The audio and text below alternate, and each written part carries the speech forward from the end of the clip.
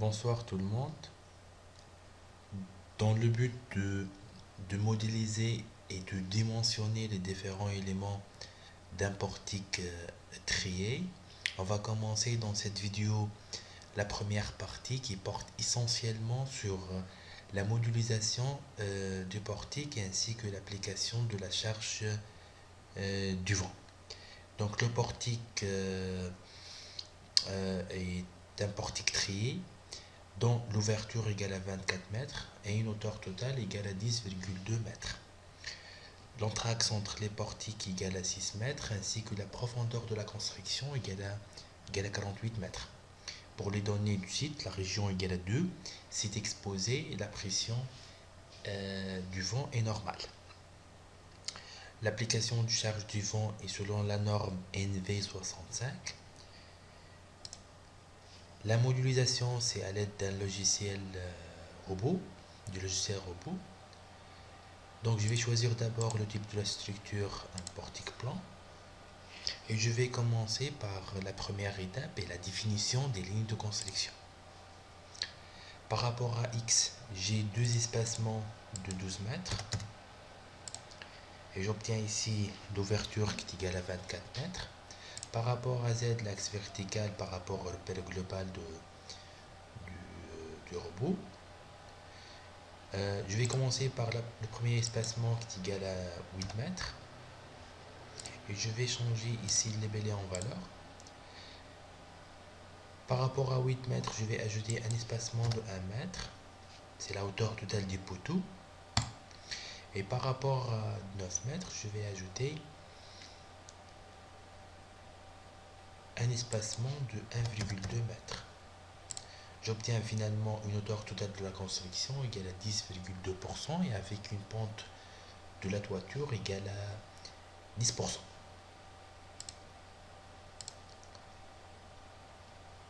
Je vais commencer par les poteaux et je vais choisir comme profilé et puis 300.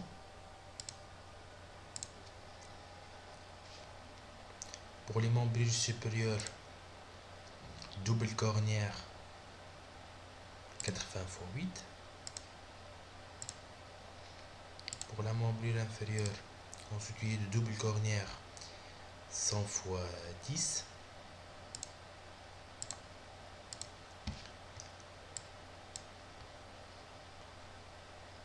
Je vais diviser les barres en 6 parties égaux.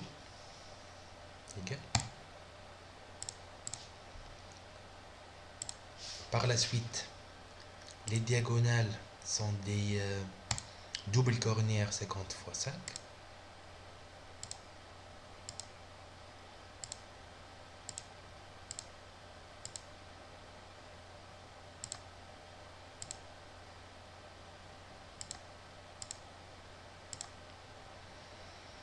Pour les montants, je vais choisir les doubles cornières 40 x 4. C'est juste un choix initial. Et après, lorsque je vais dimensionner les éléments à l'aide de l'Eurocode 3, je vais déterminer les sections réelles.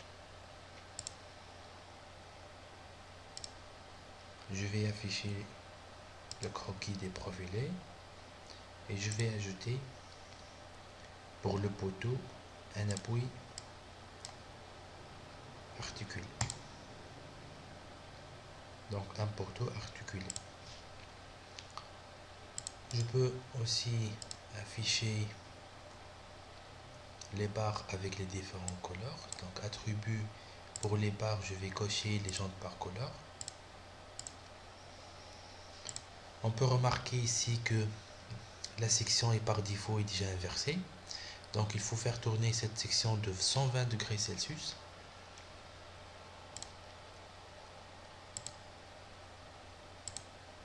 De 180 degrés Celsius.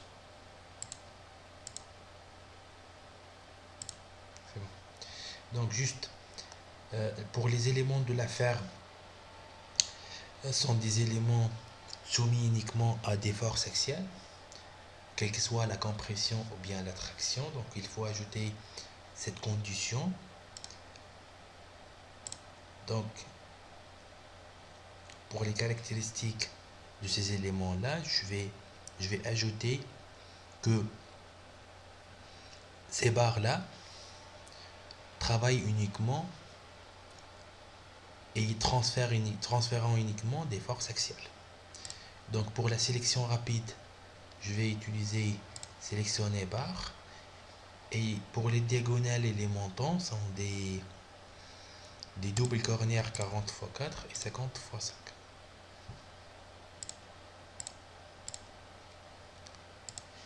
Aussi, la nature de la liaison entre mon bulbe supérieur, mon bulbe inférieur et aussi avec le poteau sont des articulations. Donc je vais ajouter ici un relâchement, articulation, encastrement. Pour la liaison mon bulbe inférieur poteau et mon bulbe supérieur poteau.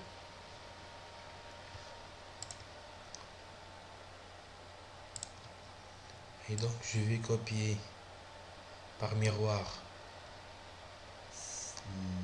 la moitié du portique en conservant toutes les caractéristiques additionnelles. Donc édition transformée par miroir vertical par rapport au sommet. Et j'obtiens finalement le portique avec une ouverture de 24 mètres et une hauteur totale de 10,2 mètres. L'étape suivante est l'application du charge-vent, comme j'ai dit par rapport à la norme NV65. Charge neige-vent 2D 3D. Donc ici, automatique pour sélectionner l'enveloppe extérieure de la construction sans accroteur. La profondeur de la construction égale à 48 mètres. L'anthrax égale à 6 mètres. Et je vais décocher la neige. Et je vais considérer uniquement l'action du vent pour notre projet. Pour les paramètres, juste un petit rappel ici. Donc, région 2, c'est-à-dire vent 2, site exposé. Et la pression du vent, c'est une pression normale. Ces données sont déjà saisies.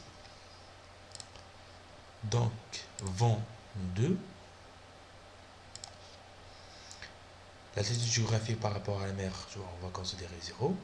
L'altitude de la construction, c'est-à-dire la hauteur de la construction, égale à 10,2 mètres. Et pour la position du sol égale 0, automatique. Pour les paramètres du vent, donc région déjà 2, site exposé. Et la pression, c'est déjà normal. Pour la pression dynamique de base Q10, manuel, qui est égal à 70 Newton par mètre carré ou bien 0,7 kPa. Action, j'ai aucune action spécifique et la pression elle est constante. Ici pour le neige j'ai désactivé dès le début et pour la perméabilité je vais rien changer ici parce que je vais considérer que notre construction est fermée. Donc le rapport surface des ouvertures sur la surface totale est inférieur à 5%, toujours par rapport à la norme NV65. Donc juste une petite remarque ici. Je peux dès le début changer l'unité des forces, bien vérifier les unités de force, et on peut changer l'unité de la force du kPa en 10 kN par mètre carré. Il faut faire attention, il faut convertir ici en kPa parce que par défaut, la contrainte c'est en kPa. Et par la suite, tu peux générer l'action du front. Remarquons ici, on peut remarquer que deux fichiers donc sont des notes de calcul. Il faut bien enregistrer ces deux fichiers parce qu'ils contiennent toutes les données du vent, les caractéristiques géométriques ainsi que les caractéristiques du site et données de vent, et aussi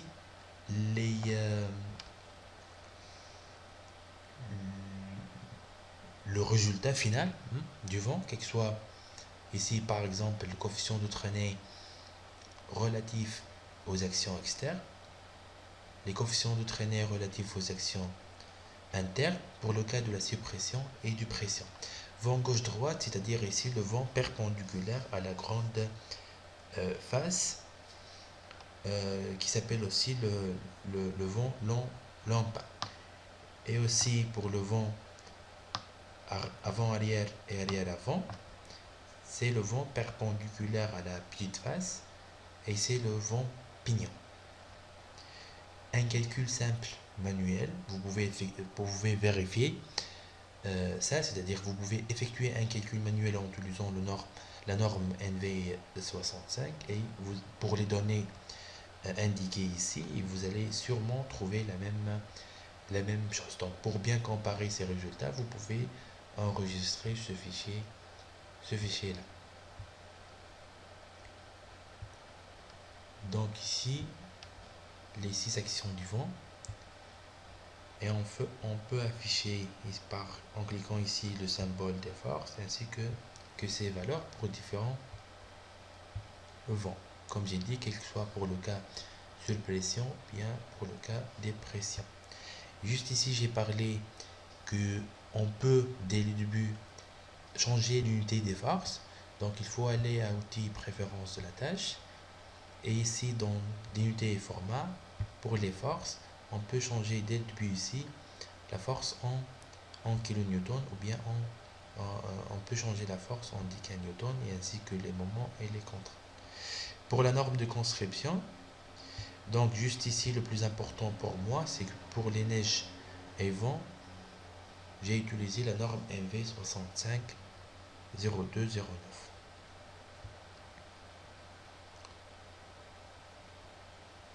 Et merci pour votre attention.